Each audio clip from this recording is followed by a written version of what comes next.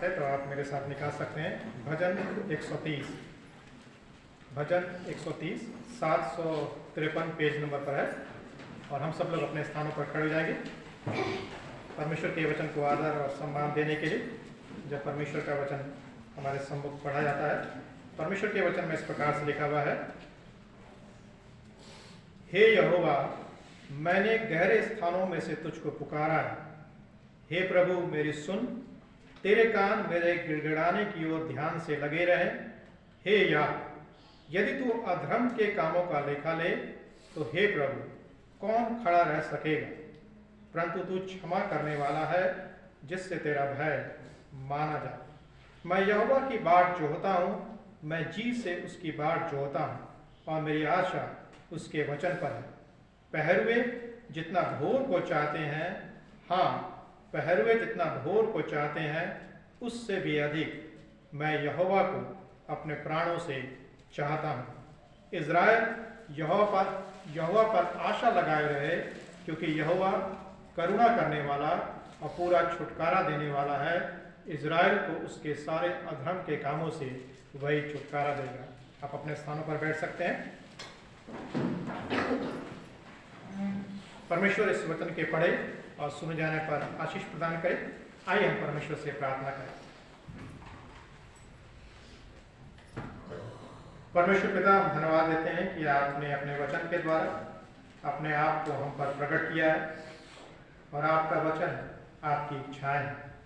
जब हम आपकी इच्छाओं पर जब हम ध्यान करते हैं तो होने दीजिए कि हमारी इच्छाएं आपकी इच्छाओं पर प्रभु जी प्रबल ना हो, लेकिन आपकी इच्छाएं हमारे जीवनों पर प्रबल हो सके, हमारे जीवनों को नियंत्रित कर सके, हमारे जीवनों को चला सके और हमारे जीवनों पर राज्य कर सके, ताकि आपका राज्य हमारे जीवनों में स्थापित हो सके, हमारे परिवारों में, कलीसियाओं में।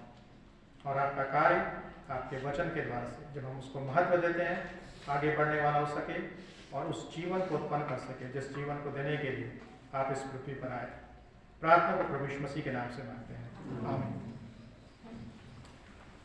जो शीर्षक है वो इस प्रकार से है, आशा में रहकर परमेश्वर की प्रतीक्षा करें।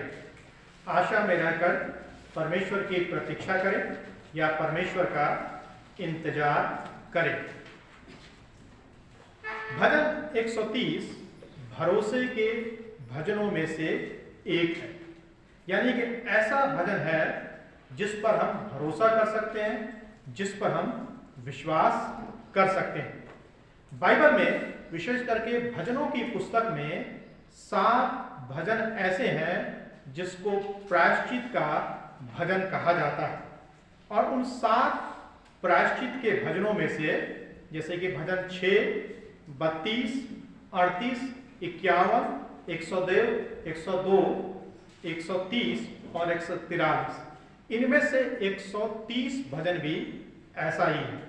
ये जो भजन है जिसका नाम आपके सामने लिया गया, ये भजनों को जब हम पढ़ते हैं तो ये पाप के लिए दुख को व्यक्त करते हैं और पाप के लिए परमेश्वर से क्षमा मांगते हैं। यदि आपने मार्टिन लूथर का नाम सुना होगा तो मार्टिन लूथर ने इनमें से 4 भजनों को पॉलाइन साम्स कहा, क्योंकि उनका विश्वास था और उनका यह मानना था कि ये जो 4 भजन है 32, 51, 130 और 143, उनका यह मानना था और उनका यह सोचना था और उन्होंने अपने शब्दों में इस प्रकार से कहा कि ये भजन हमें सिखाते हैं कि जो पापों की क्षमा है जो परमेश्वर हमको और आपको प्रदान करता है, वो बिना परमेश्वर के वचन और बिना कर्म के प्रदान करता है। यानी कि पापों की क्षमा के लिए हमको परमेश्वर के वचन और एक अच्छे कर्म को करने की आवश्यकता नहीं है, लेकिन पापों की क्षमा को प्राप्त करने के लिए हमको प्रभु यीशु मसीह पर, उसके कार्यों पर, जो छुटकारे का कार्य है जो कलवरी के क्रूस के ऊपर प्रभु यीशु मसीह ने किया, उस पर हमको और आपको क्या करने की आवश्यकता है? विश्वास करने की आवश्यकता है। ये भजन सहायता के लिए पुकार है, क्षमा के लिए पुकार है और आशा में परमेश्वर की बाट जोहने के बारे में। यदि आपको सहायता चाहिए, यदि आपको क्षमा चाहिए और यदि आप परमेश्वर की बाट जोड़ना चाहते हैं, परमेश्वर का इंतजार करना चाहते हैं, तो आपको इस भजन को पढ़ना होगा। यदि हम बात करें इंतजार की, हम में से किसी को इंतजार करना पसंद नहीं है, किसी को भी नहीं। मुझे भी पसंद नहीं है, आपको भी इंतजार करना पसंद नहीं है। लेकिन फिर भी जिंदगी इंतजार से भरी है। आप सोचिए, हम इंतजार करना पसंद नहीं करते हैं, लेकिन हमारी जिंदगी फिर भी इंतजारों से भरी पड़ी है। जब हम मेल करते हैं, हम मेल के उत्तर का इंतजार करते हैं। जब हम किसी से प्रश्न पूछते हैं, हम प्रश्न के उत्तर का इंतजार करते हैं। ट्रैफिक लाइट में हम खड़े हुए, ट्रैफिक सिग्नल हो गया, रेड सिग्नल हो गया, वहां पर हमको इंतजार नहीं होता। विवाह के लिए हमको इंतजार नहीं होता।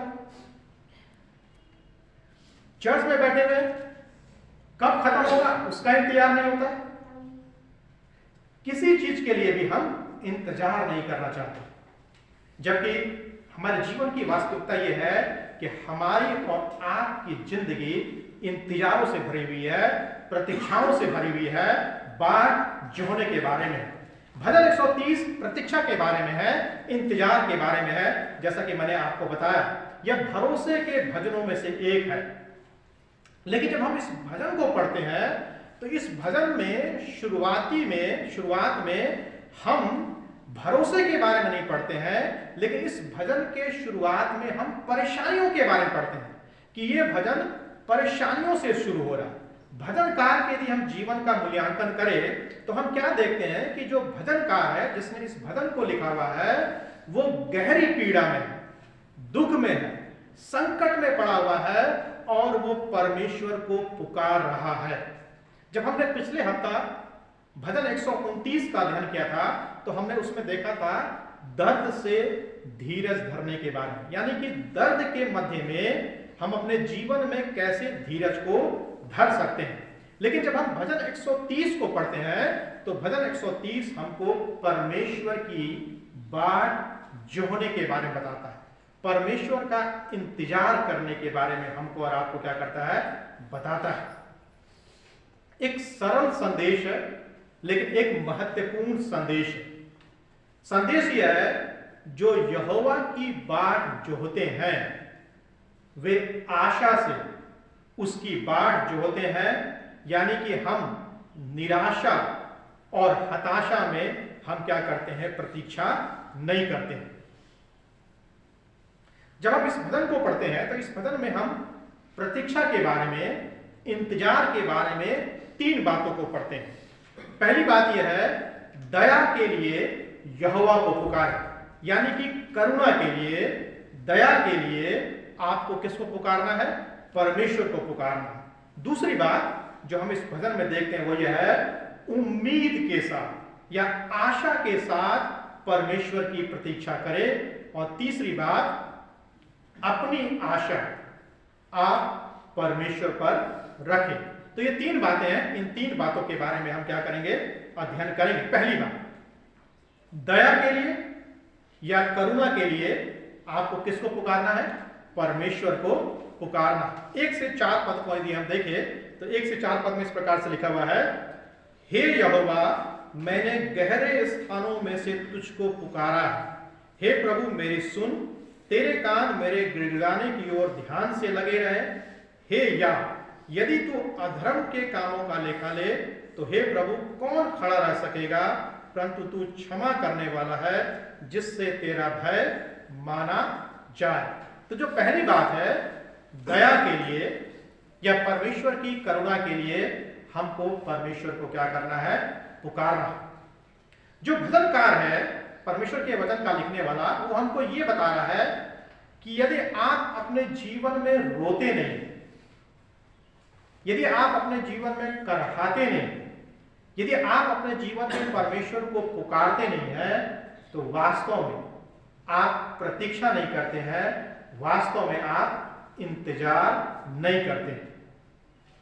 जैसे कि मैंने आपको बताया, यह भजन प्रभु के लिए एक हताश पुकार के साथ शुरू होता है। यानी कि भजनकार के बारे में हम क्या देखते हैं कि वो अपने जीवन में निराशाओं से भरा पड़ा हुआ है, हताशाओं से भरा पड़ा हुआ है, और वो परमेश्वर को क्या कर रहा है, पुकार रहा है। ऐसा लगता है कि भजनकार निचले स्थानों में है, गहरे स्थानों में है, और गहरे स्थान से वो परमेश्वर को क्या कर रहा है? पुकार रहा है। निचले स्थान या गहरे स्थान का क्या मतलब? इसका यह मतलब है आपके जीवन में समस्याएं चाहे किसी भी रूप से क्यों ना हो, चाहे वो आर्थिक समस्या क्यों ना हो, चाहे वो बीमारी से संबंधित समस्या क्यों ना हो, या संबंधों से संबंधित समस्या क्यों ना हो, आप जब भी किसी भी समस्या में अपने आप को पाते हैं तो इसका यह मतलब है कि आप गहरे स्थानों में हैं, निचले स्थानों में हैं, आप दर्द के स्थान में हैं। और उस समय आपको यह पहचानना है कि आपका जीवन सिर्फ और सिर्फ परमेश्वर पर ही निर्भर है। उस समय आप दया के लिए परमेश्वर को पुकारें। जब आप गहराई में होते हैं, समस्याओं में होते हैं, तब परमेश्वर को पुकारना बंद नहीं करना है, परमेश्वर से प्रार्थना करना बंद नहीं करना है। जब आप गहराई में होते हैं तो आपको और ज्यादा प्रार्थना करने की आवश्यकता है, और ज्यादा आपको परमेश्वर को पुकारने की आवश्यकता है। आपको याद रखने की आवश्यकता है कि जब आप जीवन में नीचे गिर जाएंगे तब भी परमेश्वर आपके पास है, क्योंकि लिखा हुआ है परमेश्वर के वचन में, जब तू गहरे जल में से उसकी दुहाई देगा तो वो तेरी क्या करेगा? सुनेगा। किसने गहरे जल में से परमेश्वर की दुहाई दिया था? योना ने परमेश्वर को गहरे जल में से क्या किया था? दुहाई दिया था, और परमेश्वर ने उसकी क्या किया था? सुना था। जब परमेश्वर योना की सुन सकता है, जब परमेश्वर इजराइलियों की सुन सकता है, जब परमेश्वर प्रभु यीशु मसीह के चेलों की सुन सकता है, तो परमेश्वर आपकी और हमारी भी सुन सकता है।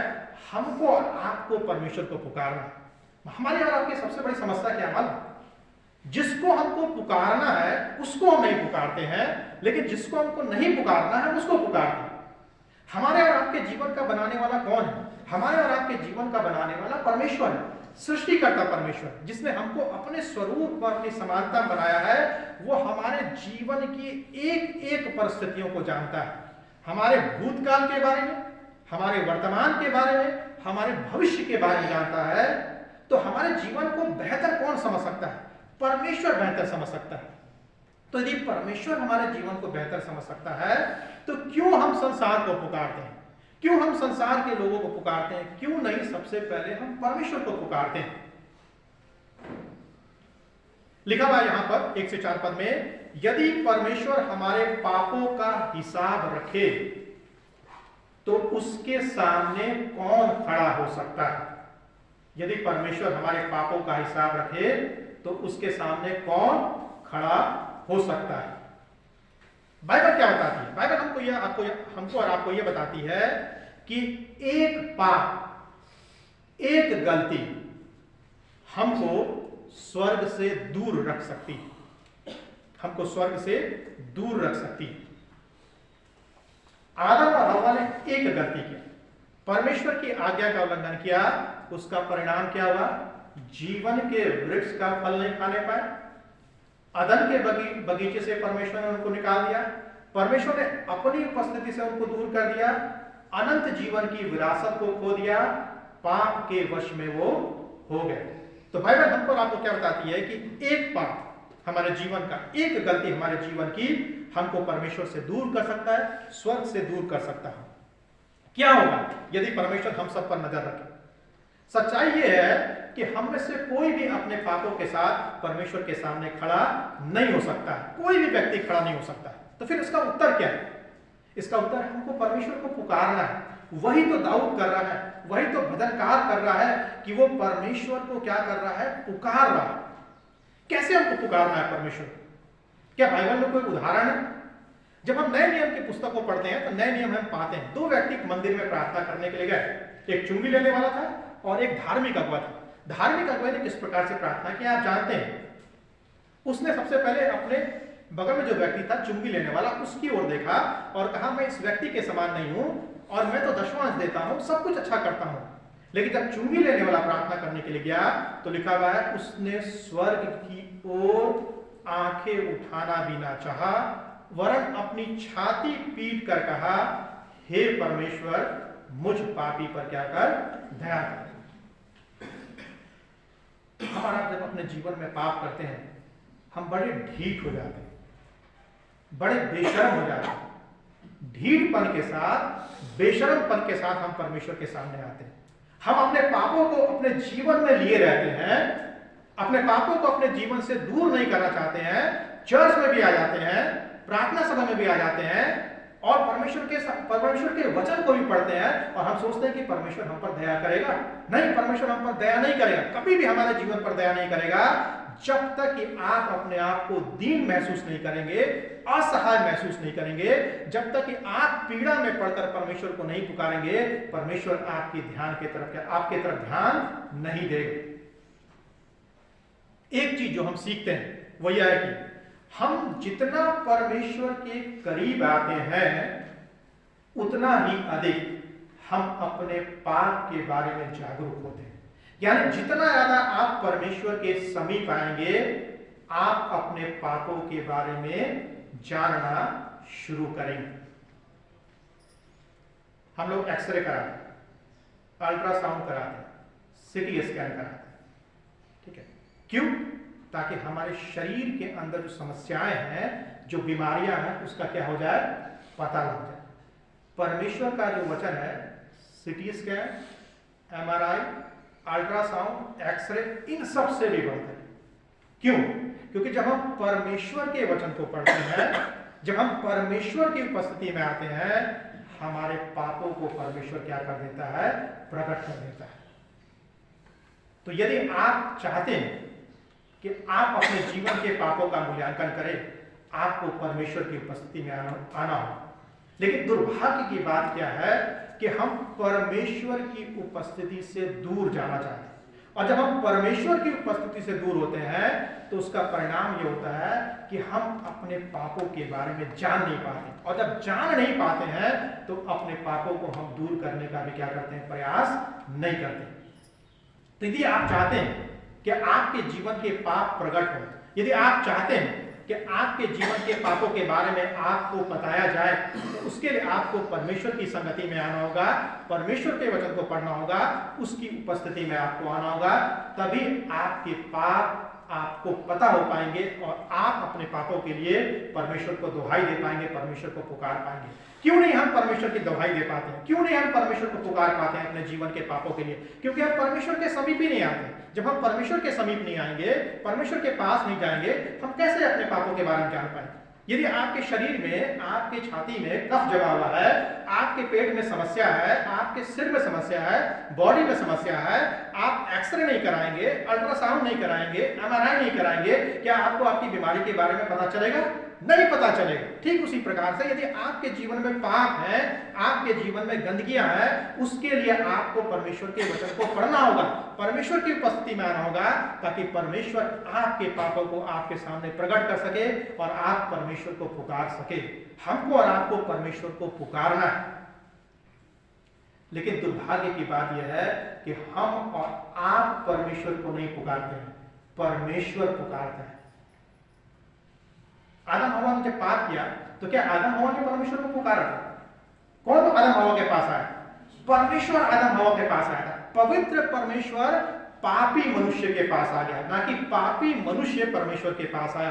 ठीक वही स्वभाव हमारे और आपके जीवन में भी है। परमेश्वर हमारे पास आता है लेकिन हम परमेश्वर के पास नहीं आते हैं। 4 पद में लिखा हुआ है, क्षमा और भय।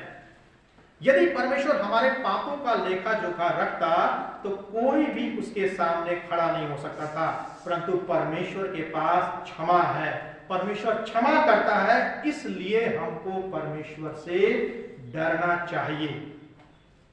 जो परमेश्वर की क्षमा है, जो परमेश्वर की दया है, वो क्या करता है? परमेश्वर की जो क्षमा है और जो परमेश्वर का दया है, वो हमारे पाप के लेखे जोखे को क्या करता है? मिटा देता है। यदि आप चाहते हैं कि आपके पापों का लेखा जोखा जो परमेश्वर के पास है वो हटा दिया जाए, वो मिटा दिया जाए, तो उसके लिए आपको परमेश्वर के पास आना होगा, परमेश्वर की क्षमा को प्राप्त करना होगा, परमेश्वर की दया को प्राप्त करना होगा। और परमेश्वर की क्षमा और परमेश्वर की दया तब उपलब्ध है जब आप परमेश्वर को पुकारेंगे, जब आप परमेश्वर को पुकारेंगे, आप परमेश्वर की क्षमा को प्राप्त करेंगे, आप परमेश्वर की दया को प्राप्त करेंगे, और परमेश्वर आपके जीवन के पापों का जो लेखा जोखा है, जो रिकॉर्ड है, उसको परमेश्वर क्या कर देगा? हटा देगा। जब आप अपने पापों के कारण से परमेश्वर से अलग होते हैं, तो वास्तव में आप गहराई में होते हैं, और ऐसा लगता है कि भजनकार वास्तव में एक गहरी पीड़ा में था। इसीलिए वो इस बात को बोल रहा है, हे यहोवा, यदि तू अधर्म के कामों का लेखा जोखा ले, तो तेरे सामने कौन खड़ा हो सकता है? भजनकार को मालूम था कि वो पापी मनुष्य है, इसलिए वो अपने जीवन का मूल्यांकन कर रहा है। जब आप दया में, परमेश्वर की करुणा में परमेश्वर को पुकारते हैं, वो सुनता है और क्षमा को प्रदान करता है। दूसरी बात, उम्मीद के साथ परमेश्वर का इंतजार करें। उम्मीद के साथ परमेश्वर की प्रतीक्षा करें। 5 से 6 पद के अनुसार, 5 से 6 पद में लिखा हुआ है, मैं यहोवा की बाट जोता हूं, मैं जी से उसकी बाट जोता हूं, और मेरी आशा उसके वचन पर है।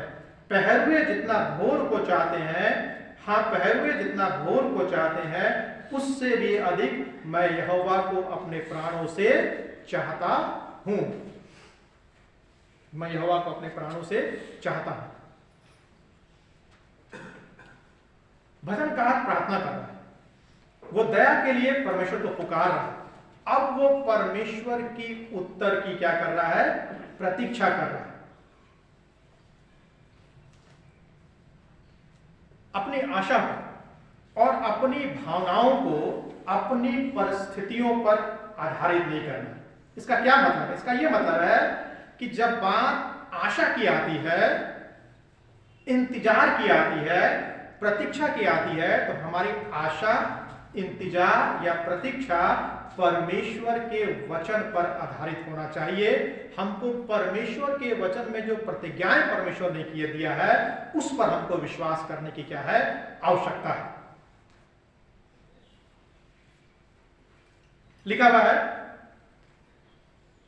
एक जो भजनकार है, यहां पर परमेश्वर की जो प्रतीक्षा है या जो परमेश्वर का जो इंतजार है, उसको एक कविता के रूप में क्या कर रहा है? यहां पर व्यक्त कर रहा है। 6 पद में क्या बोलता है?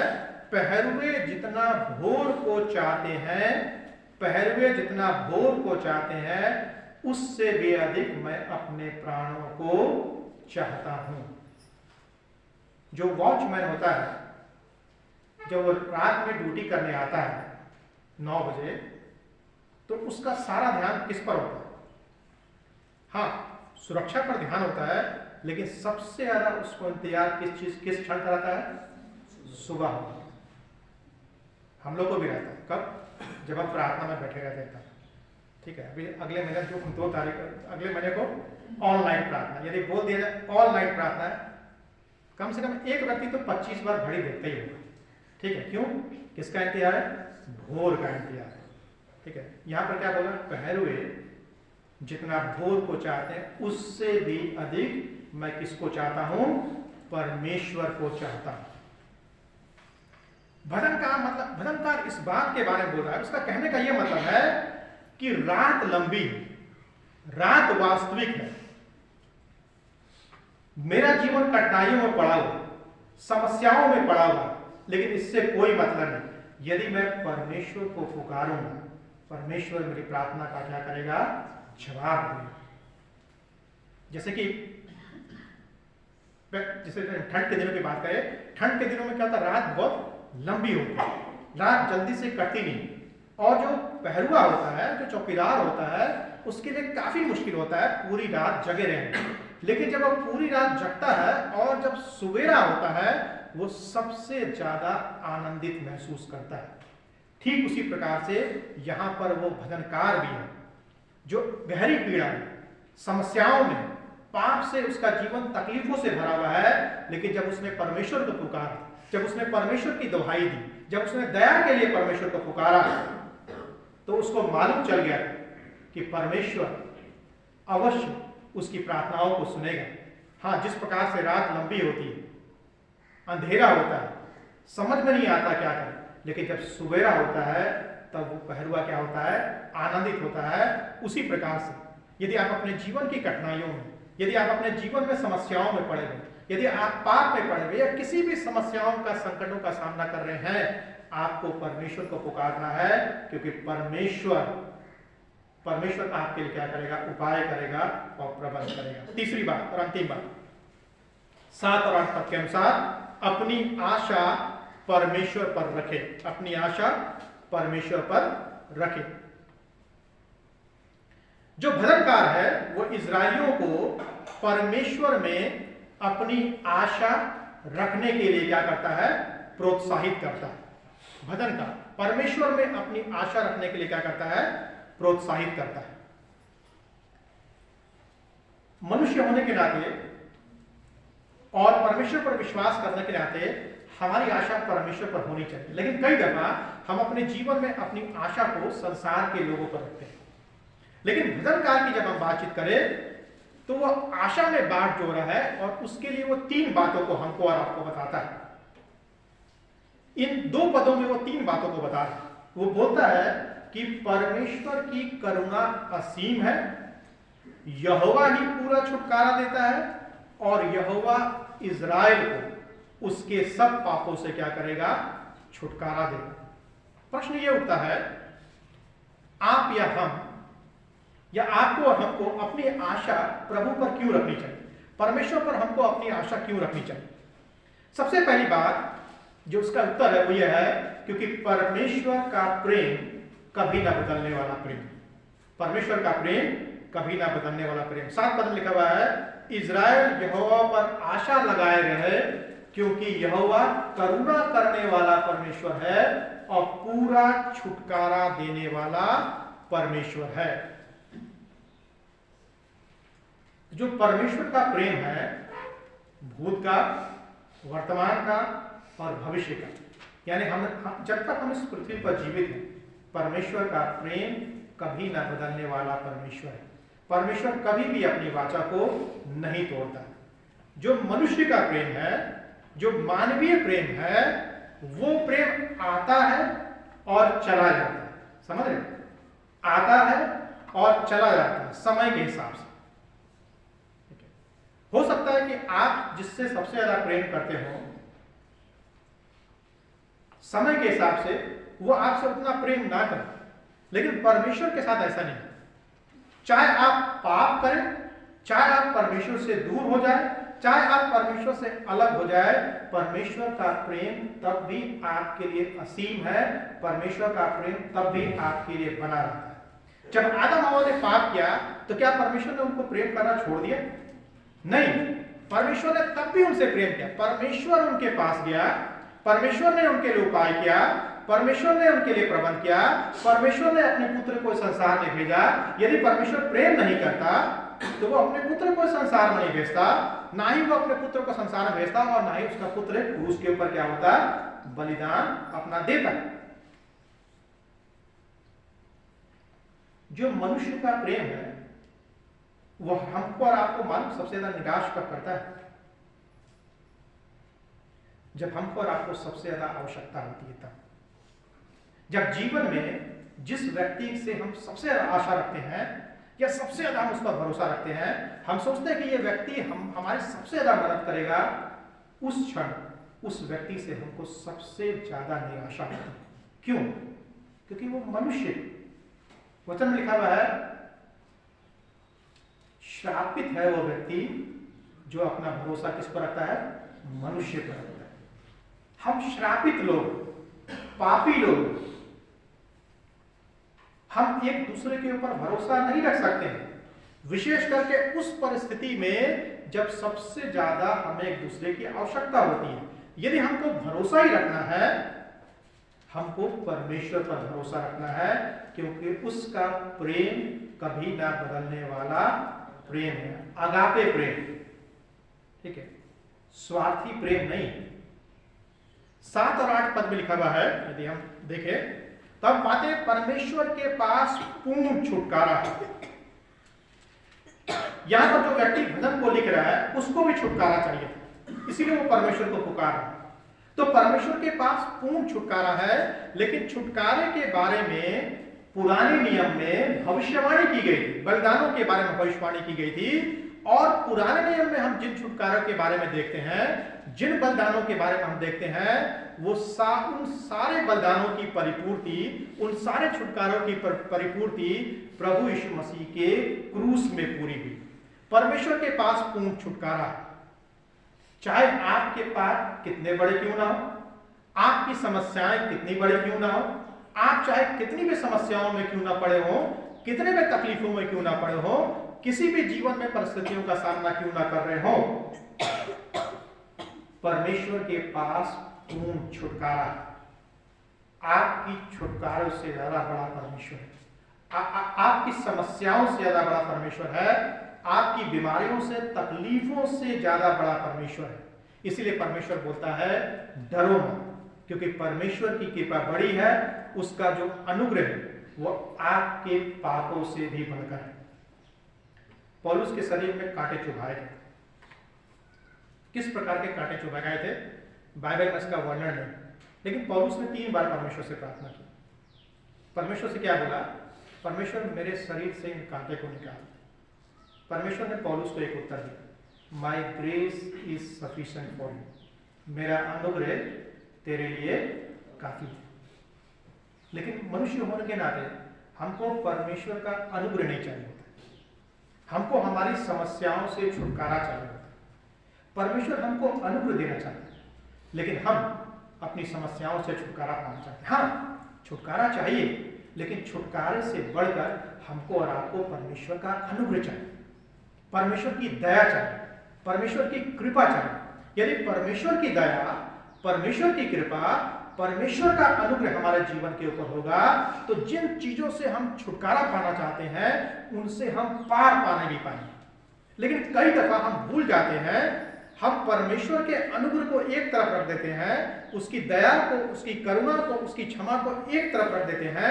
हम सिर्फ ये चाहते हैं कि हमको हमारी समस्याओं से तत्काल छुटकारा मिल जाए। हम उन समस्याओं के ऊपर परमेश्वर का अनुग्रह नहीं चाहते हैं, परमेश्वर की करुणा नहीं चाहते हैं, परमेश्वर का छुटकारा नहीं चाहते हैं, परमेश्वर की दया नहीं चाहते हैं, लेकिन हम चाहते हैं कि परमेश्वर के अनुग्रह के ऊपर, करुणा के ऊपर, छुटकारे के ऊपर क्या हो जाए, हमारी समस्याओं का क्या हो जाए, समाधान हो जाए। उसका अनुग्रह हमारे पापों से बढ़कर। रोमियो 5:20 में बाइबल क्या कहती है? जहां पाप बहुत बड़ा, वहां अनुग्रह भी बहुतायत से क्या हुआ, बड़ा।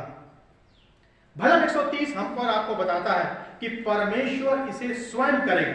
हम खुद को छुड़ा नहीं सकते थे, कोई दूसरा इंसान हमारे लिए ऐसा नहीं कर सकता था, लेकिन परमेश्वर ने हमको और आपको छुड़ाने के लिए, हमको और आपको हमारे पापों से छुड़ाने के लिए उन सारे चीजों को अपने ऊपर ले लिया और अपने पुत्र को इस संसार में मरने के लिए भेज दिया, ताकि वो हमको और आपको हमारे पापों से, हमारे दुखों से क्या कर सके, छुड़ा सके।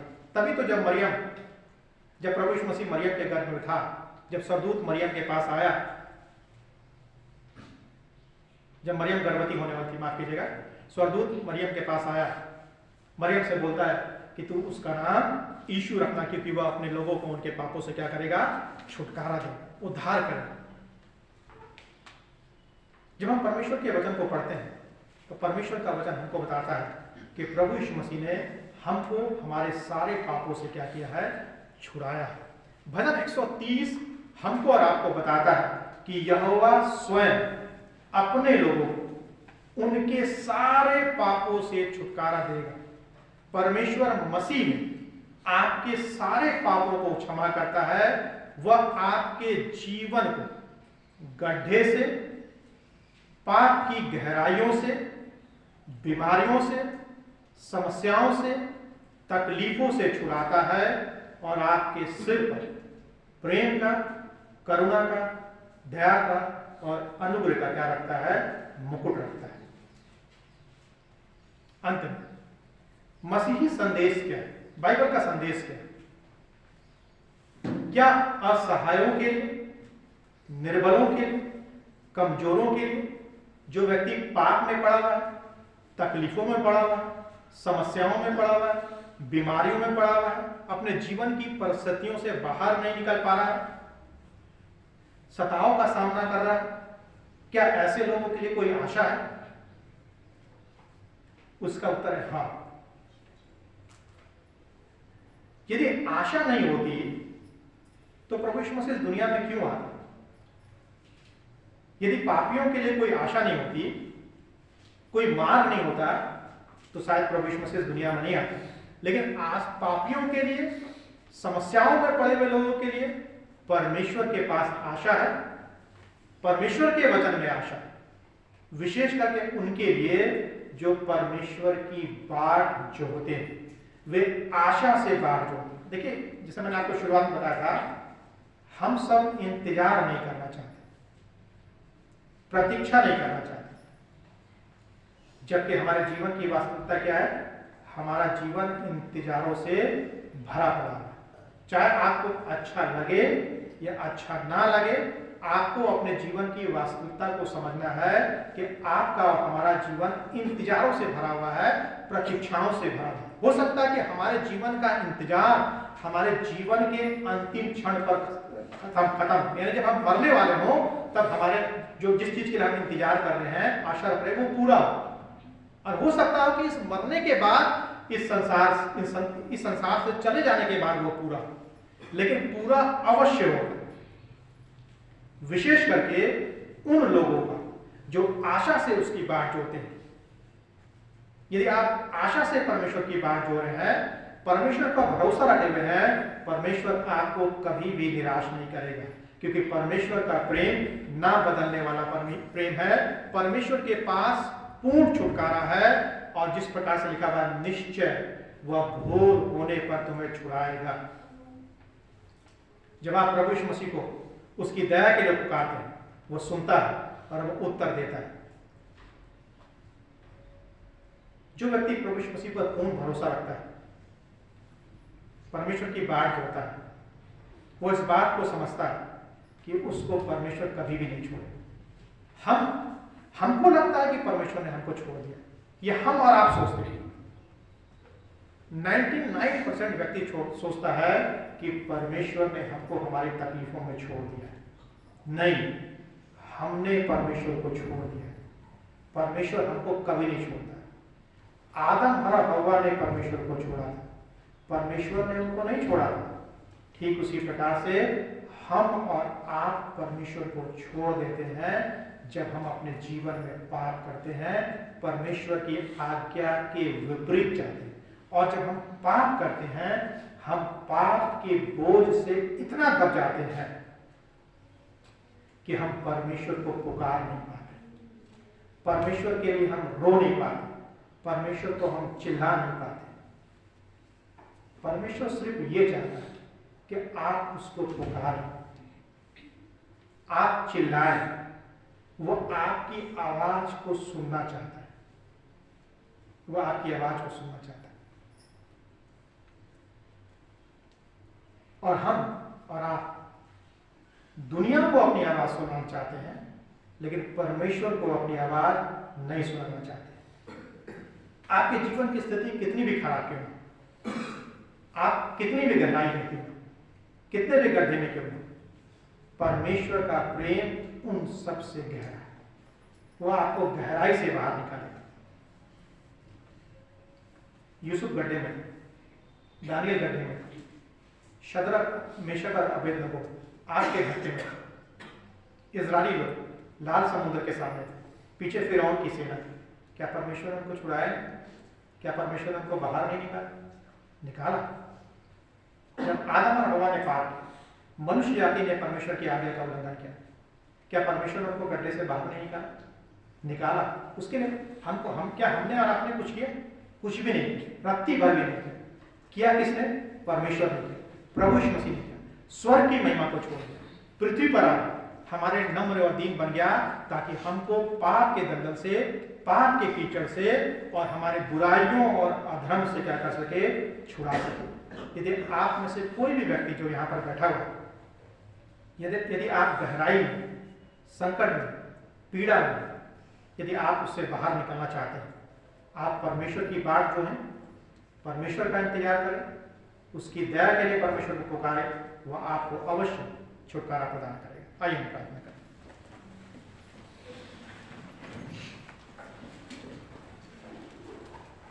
परमेश्वर पिता, हम धन्यवाद देते हैं कि आप महान परमेश्वर, धन्यवाद करते हैं कि जब हम आपको पुकारते हैं, आपकी दुहाई देते हैं, जब हम कराहते हैं, आप हमारी प्रार्थनाओं को सुनते हैं।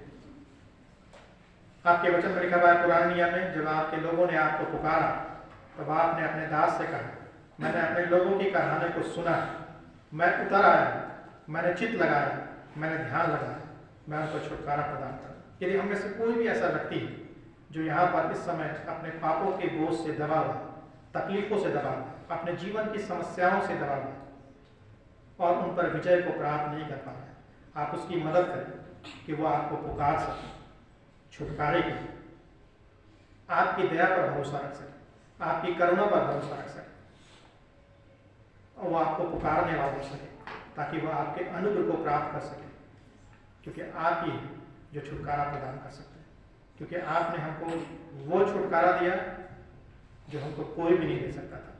सबसे बड़ा छुटकारा प्रभु जी आपने हमको मृत्यु से दिया और हमारे पापों से दिया, तो हमारे जीवन के कोई भी छुटकारा प्रभु जी इससे ज़्यादा बड़ा नहीं हो सकता है। और सारे छुटकारे का प्रभु जी आपने उपाय किया कलवरी के क्रूस के ऊपर। होने दीजिए कि हम आपको पुकार सके, आपको चिल्ला सके और आप पर हम भरोसा रख सके। प्रार्थना को प्रभु यीशु मसीह के नाम से मांगते हैं, आमीन।